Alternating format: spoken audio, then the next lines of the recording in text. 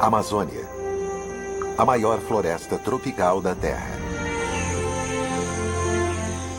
Ela é o lar de uma em cada 10 de todas as espécies do planeta.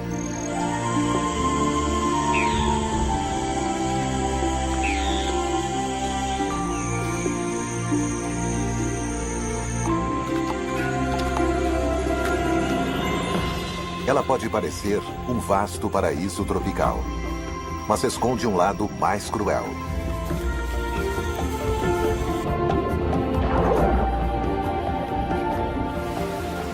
Nesta paisagem, há a mesma quantidade de água quanto de floresta.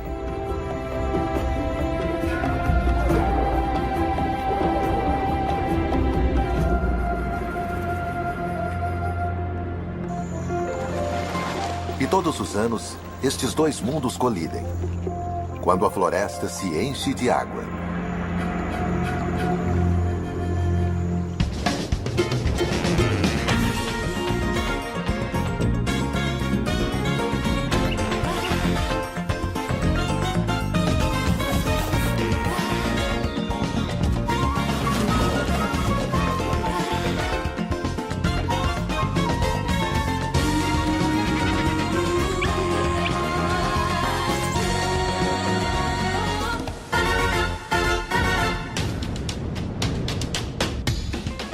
Brasil Selvagem.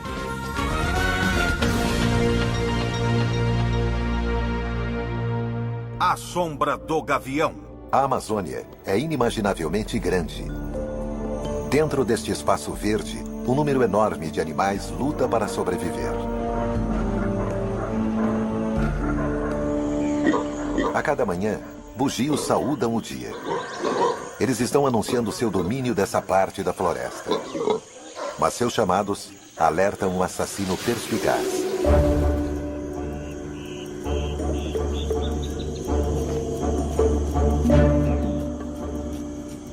A arpia é a ave de capina mais poderosa do mundo, capaz de carregar um bugio em suas garras. Suas asas, cuja envergadura é de 2,5 metros, são amplas e curvas, o que a permite fazer manobras através dos dosséis com precisão mortal.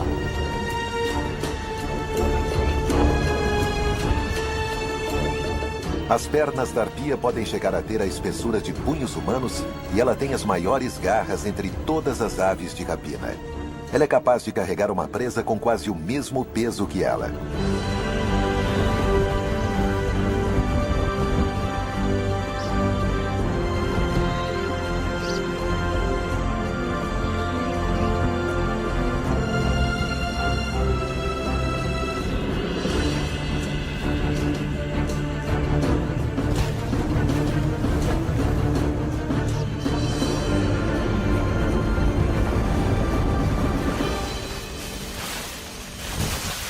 Mas dessa vez, o objetivo da arpia era somente um galho.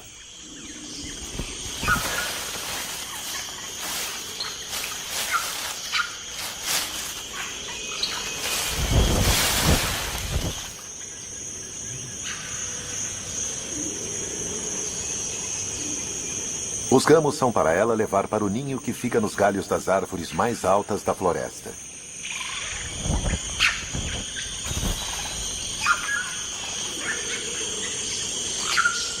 Mas esses ramos verdes talvez não sejam utilizados na construção ou embelezamento do ninho.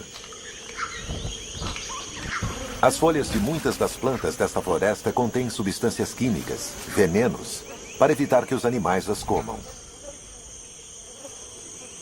E essas folhas podem agir como repelentes contra insetos. A ave talvez esteja usando armas químicas.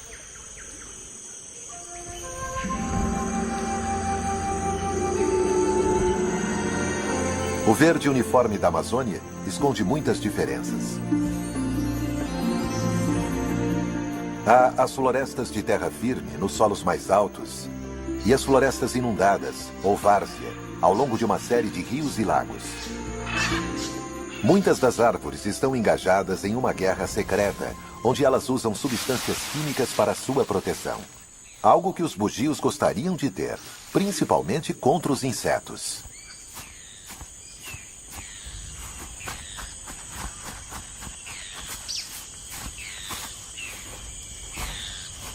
Quando não estão se coçando, os macacos fornecem um serviço às árvores.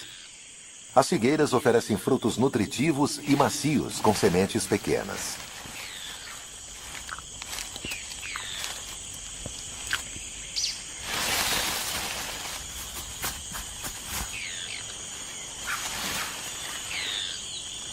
Quando se alimentam, os bugios jogam fora as sementes e assim as figueiras se multiplicam pela floresta. Na guerra invisível, as árvores lutam para manter suas folhas, muitas usando venenos para evitar que os animais as comam, mas ao mesmo tempo incentivando as criaturas a comerem seus frutos.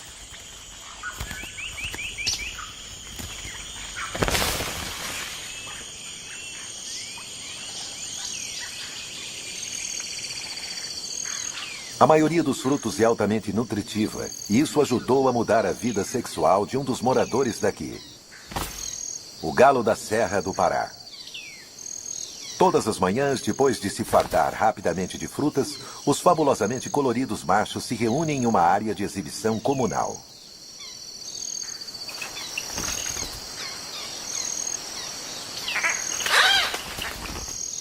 Cada macho é dono de um poleiro e de um pequeno pedaço de chão abaixo dele. É por serem abastecidos pelas frutas que os machos conseguem passar a maior parte do dia se exibindo. Eles competem entre si, tentando afastar outros machos de seus poleiros.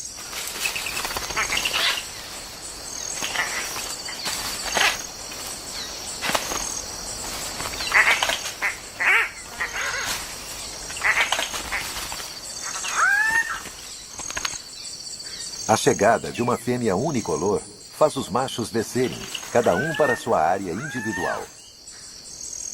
Curiosamente, eles agora pararam de emitir sons e mal se movem. Eles esperam com as penas eriçadas, na esperança de que a fêmea visite sua área exclusiva. Os machos tentam estragar o show um dos outros, adentrando a cena da exibição alheia.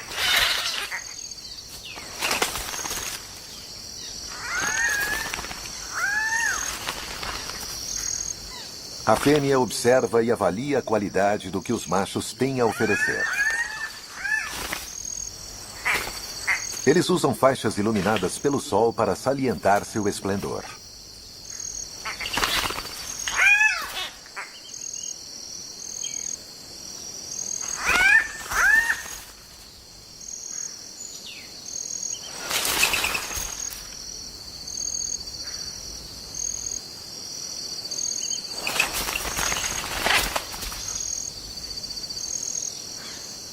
Ela escolheu um macho na margem extrema da área de exibição, onde o acasalamento acontece discretamente.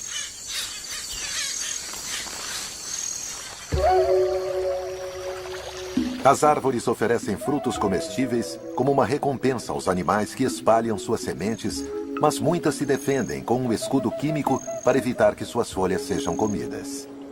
Existe uma guerra invisível entre as árvores e os comedores de folhas. E o comedor de folha mais importante da Amazônia é este pequeno inseto, a formiga cortadeira. Suas mandíbulas vibram milhares de vezes por segundo à medida que ela corta as folhas. As folhas cortadas não são comidas pelas operárias. Em vez disso, elas as levam de volta para o ninho.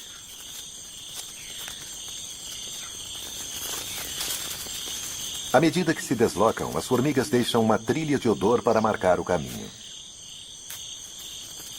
Esta substância química, um feromônio, é muito poderosa, e cada formiga consegue produzir apenas 1/bilionésimo de uma grama dele.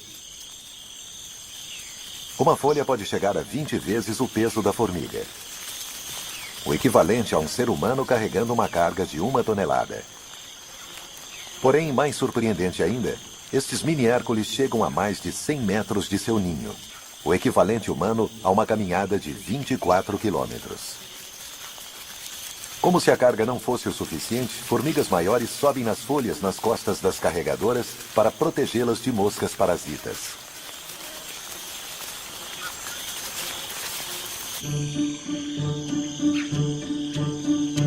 O ninho subterrâneo é enorme e pode abrigar cerca de 8 milhões de indivíduos.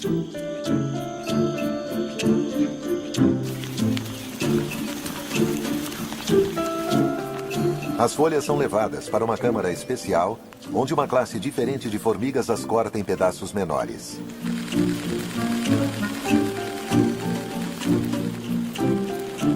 O objetivo de toda essa indústria é alimentar um fungo. As formigas são fazendeiras e as menores operárias cuidam dos jardins de fungos.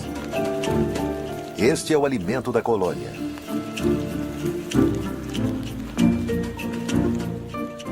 As formigas e os fungos dependem totalmente uns dos outros. Se as formigas trouxerem folhas envenenadas que não sejam adequadas aos fungos para o ninho, algo as avisará e então elas coletarão outras folhas. A rainha é uma gigante no mundo liliputiano. Ela chega a pesar 1.500 vezes mais do que as formigas jardineiras. Apenas ela produz os ovos que se transformarão nos muitos tipos de operárias. A colônia está sempre ocupada, escavando novas câmaras para cultivar mais fungos. O espólio é levado para fora e excluído.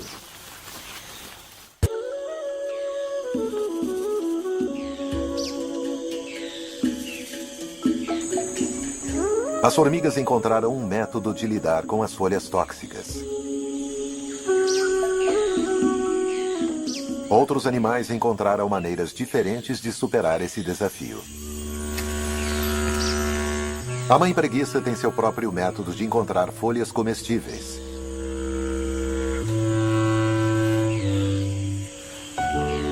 Bem devagar.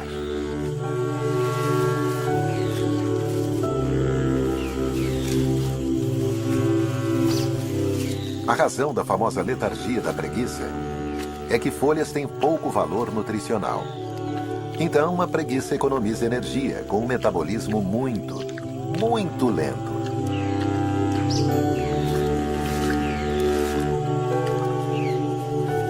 A preguiça usa seu apurado olfato para encontrar folhas com poucos agentes venenosos. E o filhote aprende com a mãe. O movimento denuncia a presa ao predador.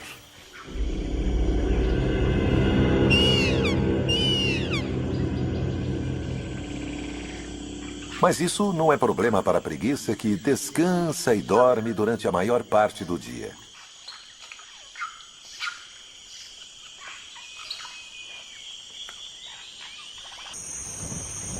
A agitação no ninho. O filhote da águia nasceu. A mãe fará a maior parte das tarefas do ninho, abrigando o filhote do feroz sol tropical.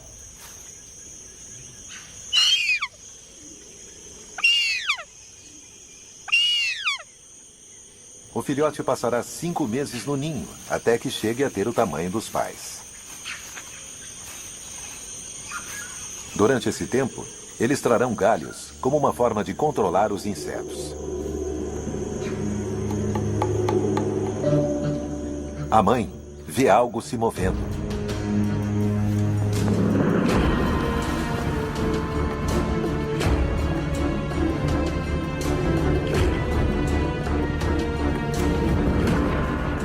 Não é a preguiça, é um bugio.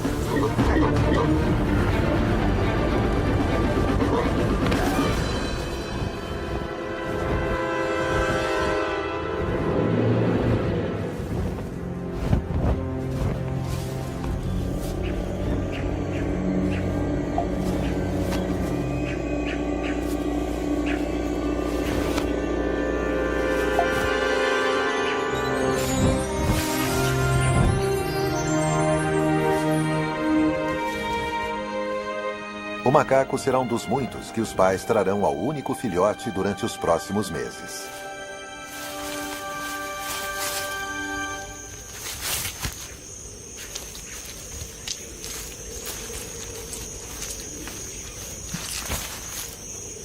Apenas as maiores árvores na floresta conseguem suportar o enorme ninho da arpia. E uma das favoritas dessa ave é a castanheira. é um gigante da floresta e seus frutos também são enormes. Eles chegam a pesar 2 quilos e como a árvore chega a 50 metros de altura, os frutos têm um longo caminho na queda. Existem até registros de mortes entre humanos atingidos por aquelas castanhas. O fruto é duríssimo e por muito tempo não se soube que animais conseguissem abri-lo. Mas agora sabemos que este roedor, a cutia, não só come as castanhas, como ajuda a produzir novas árvores.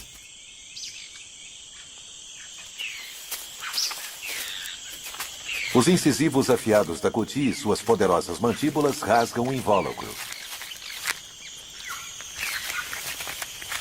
Mas é preciso muita paciência e vigor antes que o roedor chegue às castanhas.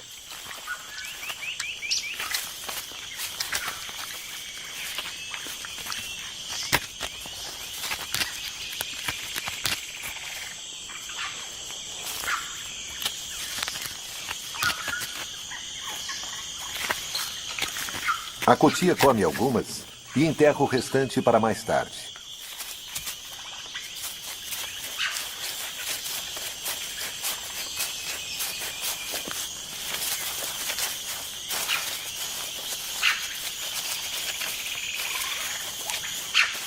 Para a sorte da castanheira, o animal não lembra onde está seu tesouro enterrado.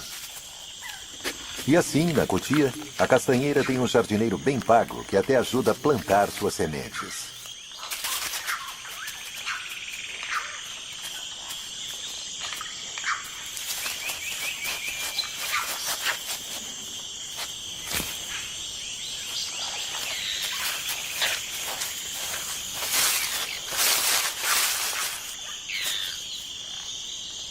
As sementes ficam dormentes por mais de 1 ano antes de germinarem.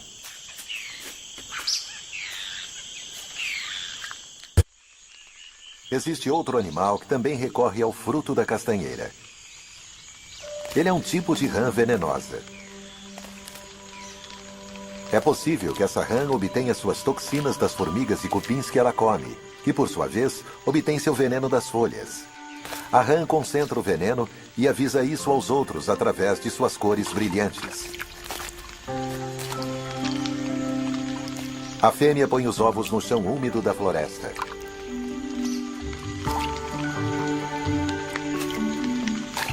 O macho toma conta e os mantém limpos.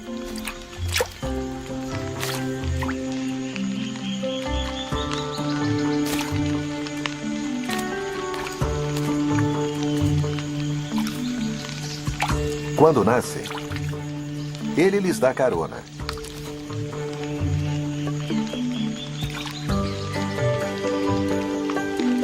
Os girinos aderem ao muco das costas do pai. O pai carrega os filhotes um a um até a casca vazia da castanha.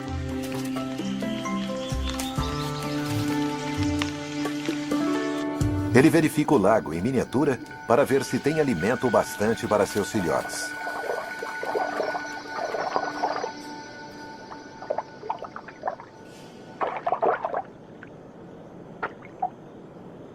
Em alguns meses, as jovens rãs venenosas sairão da segurança de seu berçário na casca da castanha.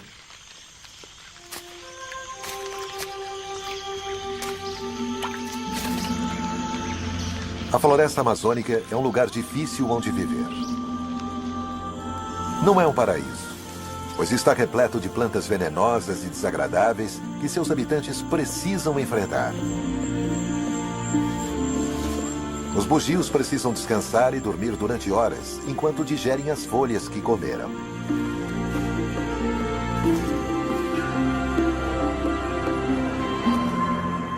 A noite traz novos desafios e uma gama diferente de animais. Criaturas que se escondem durante o dia. E há diferentes frutas para serem encontradas e consumidas.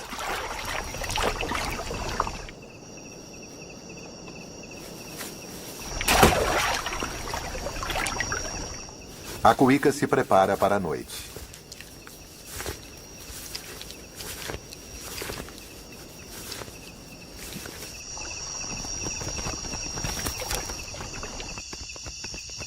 Ela é um onívoro, uma generalista, e usa seu olfato para encontrar alimento no mundo escuro. Mas ela precisa competir com morcegos frugívoros. Uma fruta deste tamanho é uma atração irresistível.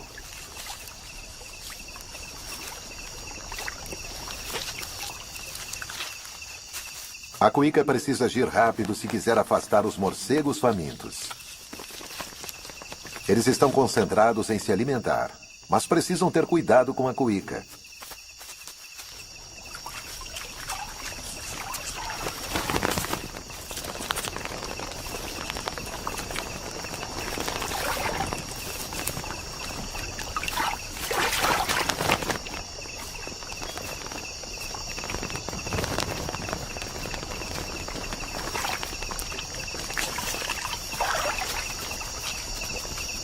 A atração das frutas no solo é tanta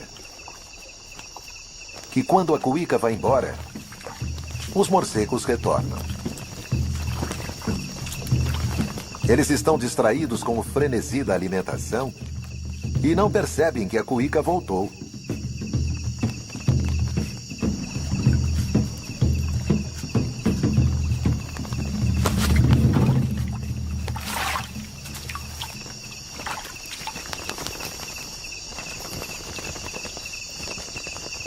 A Amazônia é um mundo onde muita coisa fica escondida, onde as árvores oferecem frutos enquanto defendem suas folhas. Um mundo de venenos, onde plantas e animais lutam em uma guerra invisível. Mas tanto para as plantas quanto para os animais, há um desafio enorme: o clima.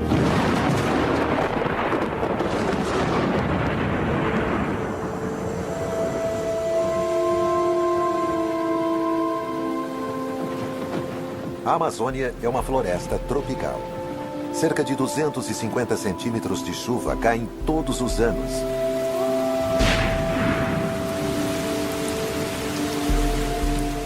E a maior parte na estação das chuvas. As árvores e suas folhas têm um papel crucial no clima, pois metade da chuva que cai vem da própria floresta. As folhas liberam vapor de água naturalmente e depois formam as nuvens e retorna como chuva. As chuvas são perigosas para o filhote da arpia. Se ele ficar ensopado, poderá se resfriar e morrer. Essas são épocas perigosas para a mais poderosa ave de rapina da Terra.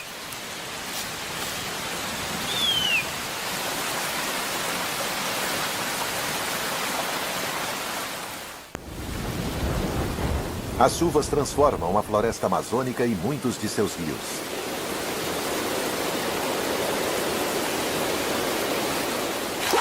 A água aumenta o volume dos rios que agora começam a penetrar na floresta. As tempestades são tão intensas que a floresta se torna um mundo anfíbio. Na metade do caminho entre o ar e a água. As formigas cortadeiras estão com problemas. Suas trilhas de feromônios estão desaparecendo. E as coisas estão prestes a piorar.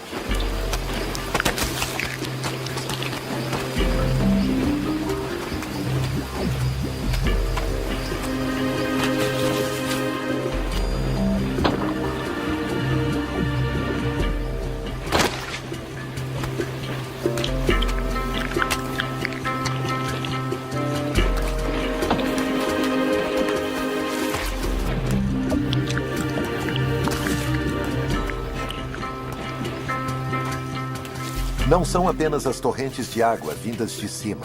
Os rios continuam subindo, submergindo suas trilhas. As formigas, as maiores consumidoras de folhas da floresta, estão encharcadas pela estação das chuvas. À medida que a água sobe, ela se espalha dentro da floresta e cria alguns dos habitats mais exclusivos do mundo. As várzeas e igapós, florestas inundadas sazonalmente.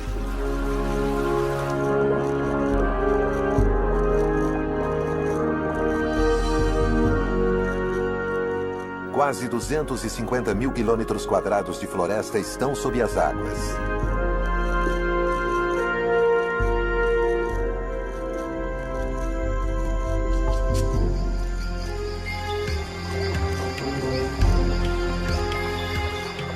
A transformação é total.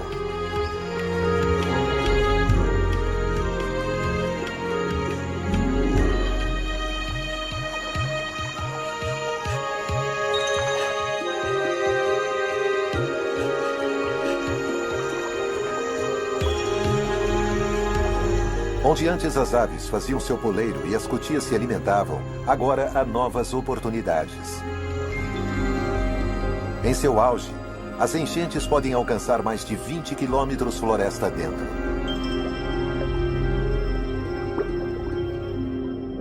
A água está verde, cheia de plâncton microscópico que alimenta cardumes de pequenos peixes à medida que eles se movem por entre a floresta inundada. Os peixes fazem sua casa entre as folhas do solo da floresta, onde antes formigas carregavam suas pesadas cargas.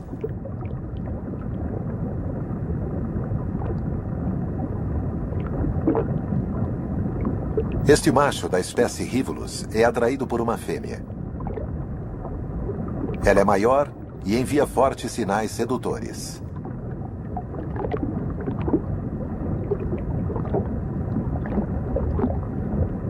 Mas nem tudo é o que parece. O macho está seduzido, mas está indo para a morte. A fêmea não é da sua, mas de outra espécie, a Erythrinus, uma fêmea fatal dos peixes que imita uma fêmea comum, atraindo assim o macho para a morte.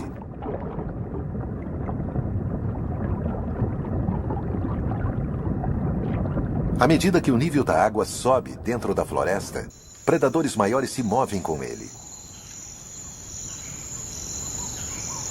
A mata-mata fica na linha de frente à medida que a enchente avança por entre as árvores.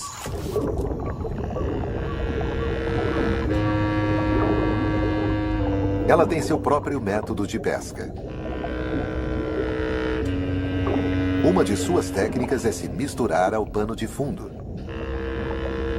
Ela fica parecendo um tronco coberto com vegetação. Seu disfarce é tão completo que os peixes vêm mordiscar seu casco.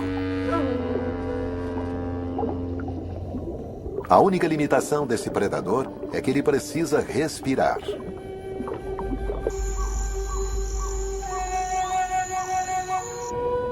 Isso restringe a mata-mata às margens mais rasas da enchente invasora.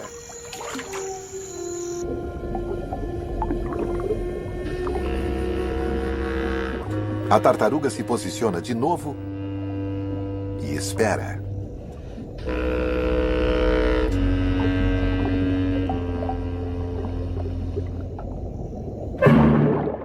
E depois explode em movimento.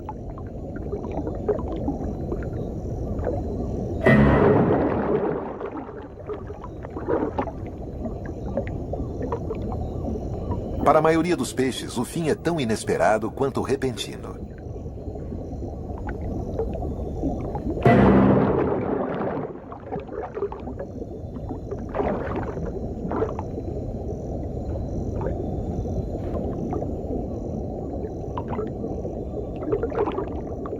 O nome brasileiro, mata-mata, pode se referir à habilidade da tartaruga de matar. Se for isso, é realmente muito apropriado.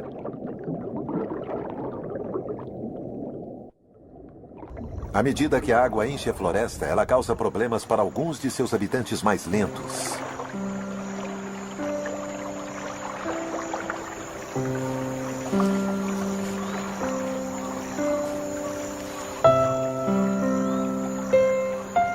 A preguiça enfrenta o novo desafio de ter que se mover de árvore em árvore à medida que procura folhas menos venenosas.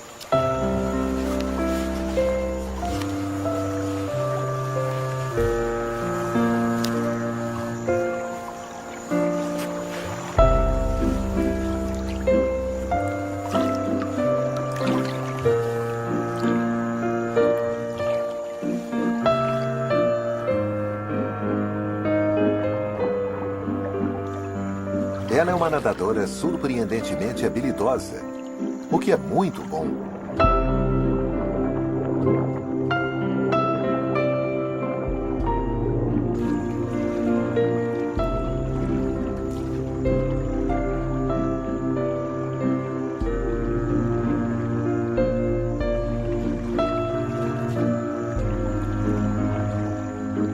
Mãe e filhote conseguem percorrer a nado,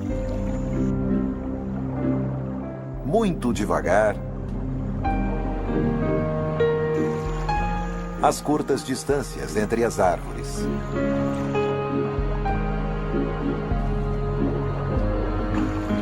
Desde que seu pelo não fique muito encharcado.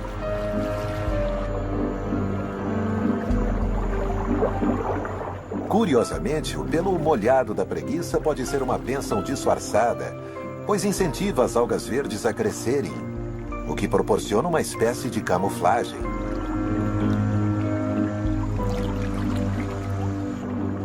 À medida que a água continua subindo e alcançando os galhos das árvores, um macho da espécie Caracide se aproxima e estabelece território.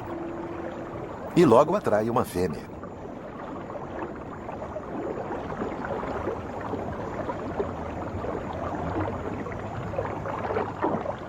O macho vigia um trecho de água abaixo de um galho. Os caracídeos são os únicos entre todos os peixes que colocam seus ovos nas folhas acima da água. O ato de acasalamento exige coordenação extraordinária e o tempo perfeito.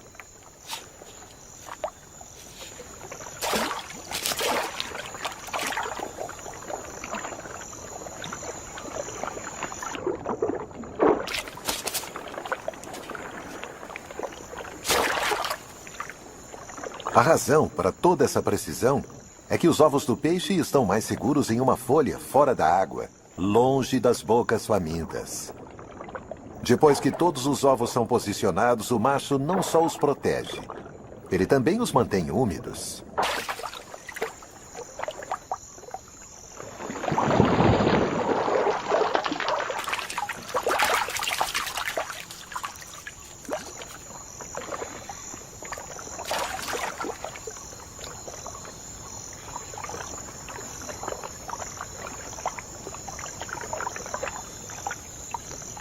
Os ovos se desenvolvem rapidamente e depois de 2 dias, os bebês estão prontos para eclodir.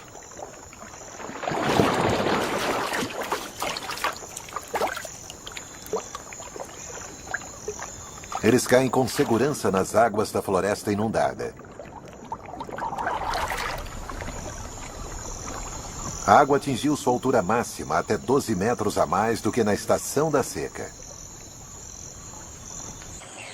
Mesmo assim, algumas árvores dão frutos nessa época, quando estão cercadas por hectares de água.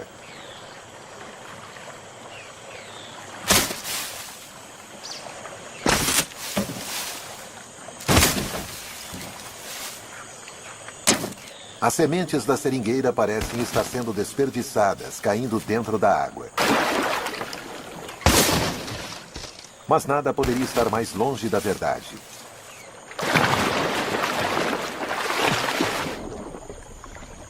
Este peixe nada por baixo da seringueira. Ele se alimenta de frutas e sementes com mandíbulas poderosas e dentes capazes de esmagar as mais duras sementes.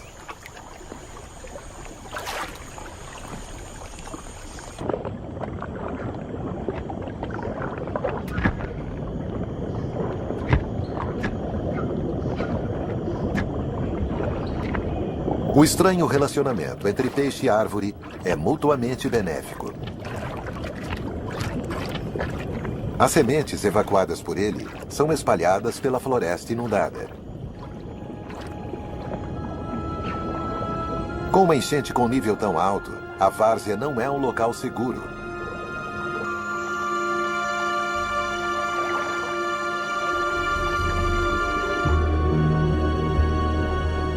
Pois o pirarucu, o maior peixe da Amazônia, espreita nessas águas. Este monstro pode chegar a 3 metros de comprimento. O pirarucu é um gigante estranho, pois ele vem à superfície a cada 10, 15 minutos durante sua caçada.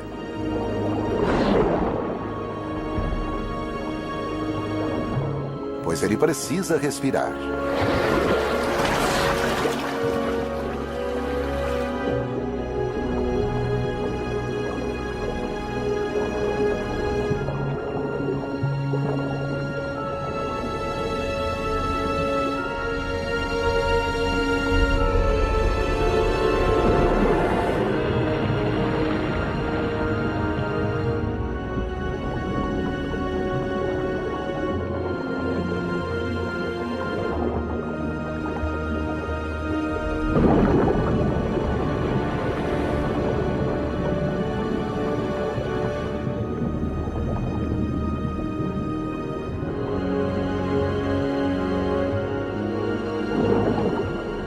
pirarucu é membro de uma família primitiva de peixes que persegue e aterroriza outros peixes desde a era dos dinossauros.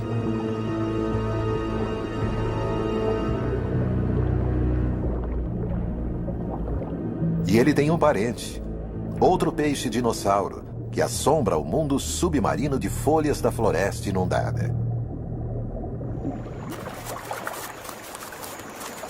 Ele tem um alvo bem diferente. As pequenas criaturas que ficam presas nos troncos e ramos das árvores sob as águas.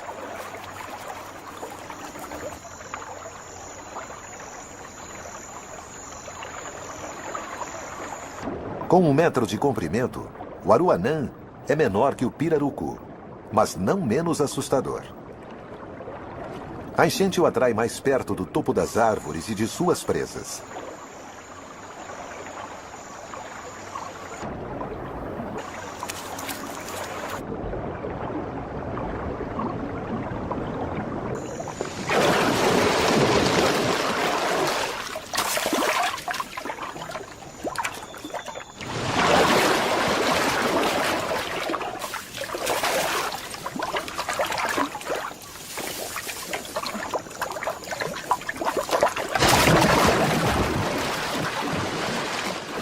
As enchentes são uma época de abundância para os aruanãs. Durante meses, eles terão acesso às árvores.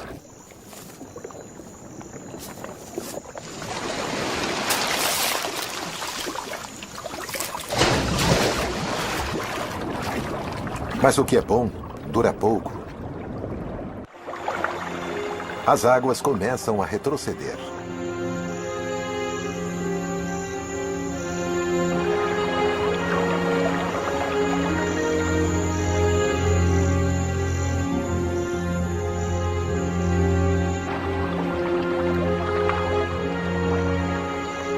Esta é uma época perigosa para os peixes da floresta. É fácil ficar preso nessas poças, no solo da floresta. Mas nem todos os peixes estão indefesos. À medida que as poças esvaziam, o Erythrinus, o imitador de assassinos, simplesmente nada sobre o solo. A gravidade o leva rio abaixo. Desta forma notável, ele escapa da morte certa.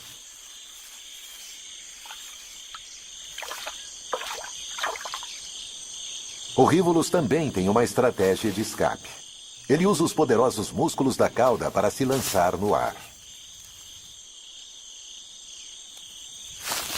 Desta maneira vigorosa, ele gira sobre o solo da floresta.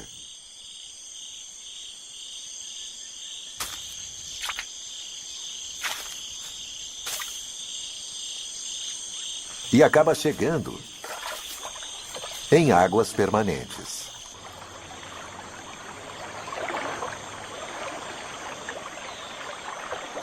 Os habitantes temporários das florestas inundadas são forçados a voltarem para os riachos, rios e lagos.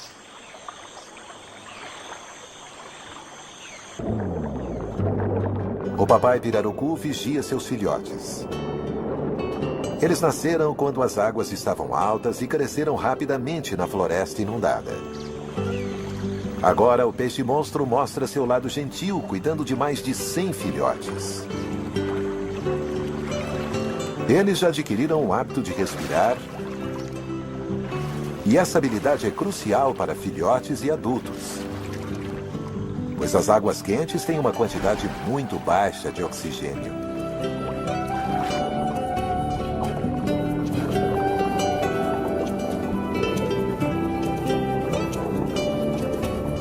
Os filhotes ficarão com o pai durante 3 meses. O macho secreta um feromônio na cabeça que mantém os filhotes perto dele.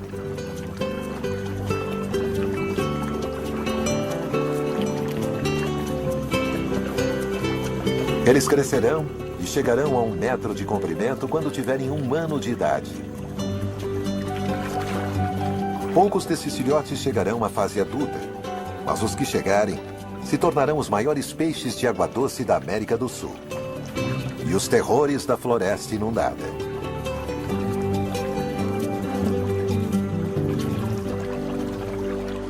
O fluxo das enchentes traz tanto fartura quanto fome para os peixes. E as estações da seca e das chuvas afetam todas as criaturas da Amazônia. É na estação da seca, na floresta de terra firme, que outro gigante da Amazônia atinge seu momento-chave em seus deveres de pai.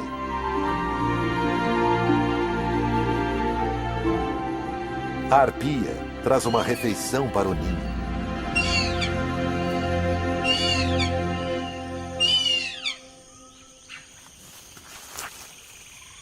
O filhote está com 5 meses e já é quase adulto.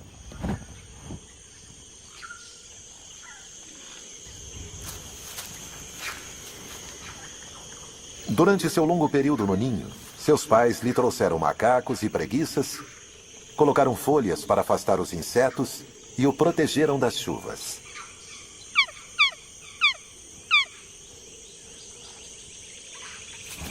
Agora está na hora dele ir para o ar.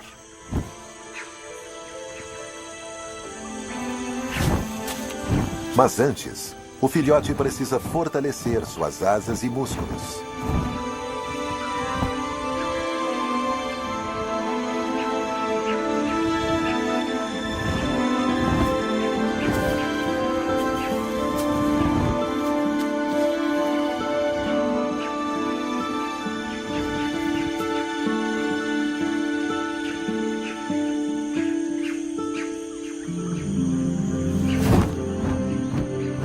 O reino dessas arpias é um dos mais complexos do mundo.